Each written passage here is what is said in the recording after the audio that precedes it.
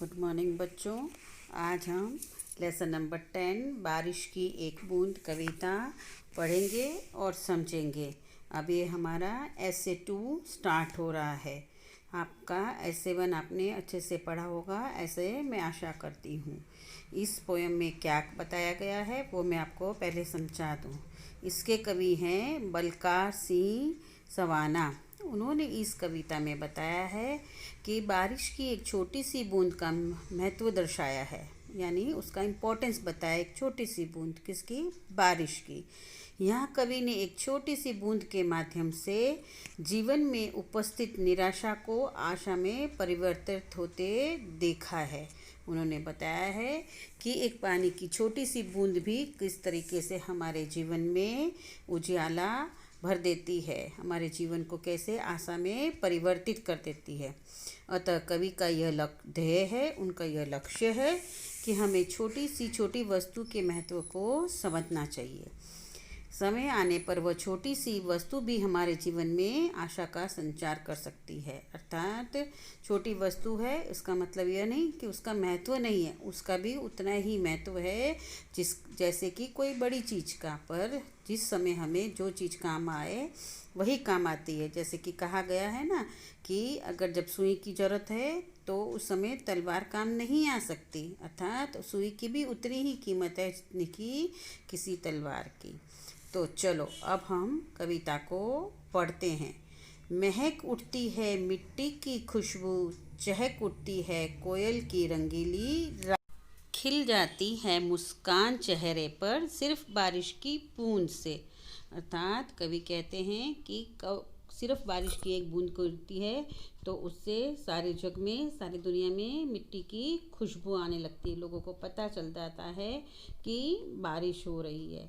चहक उठती है कोयल की रंगीली राग, यानी पानी की बूंदों को देखकर मिट्टी की अच्छी खुशबू आती है और कोयल की रंगीली राग यानी कोयल भी चहकने लगती है, कोयल की भी आवाज़ आने लग जाती है। खिल जाती है मुस्कान चेहरे पर सिर्फ बारिश की बूंद से, और सबके चेहरों पर मुस्कान आ जाती है किससे? सिर्फ बारिश की बूंदों से।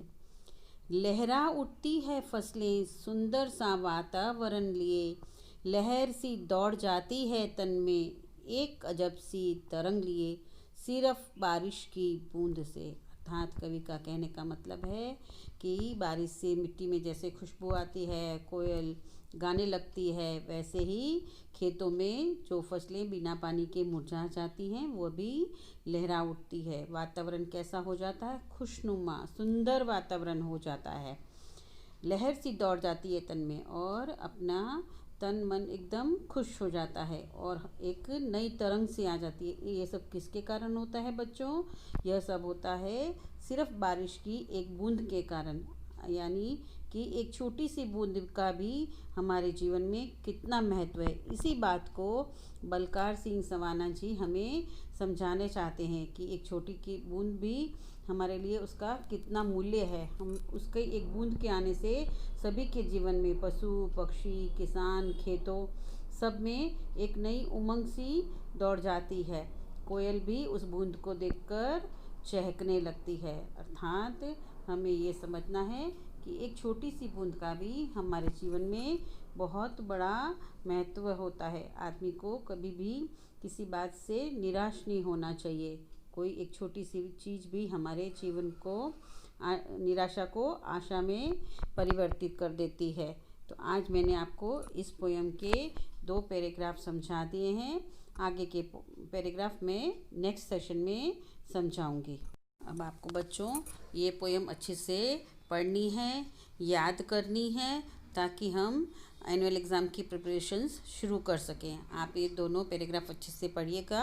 अगर आपको न समझ में आए तो मैं जैसा ये पूरी पोएम जब ख़त्म कर दूँ तो आप मुझे इस पोएम में आपको क्या चीज़ न समझ में आई आप मुझे पूछ सकते हैं। Thank you.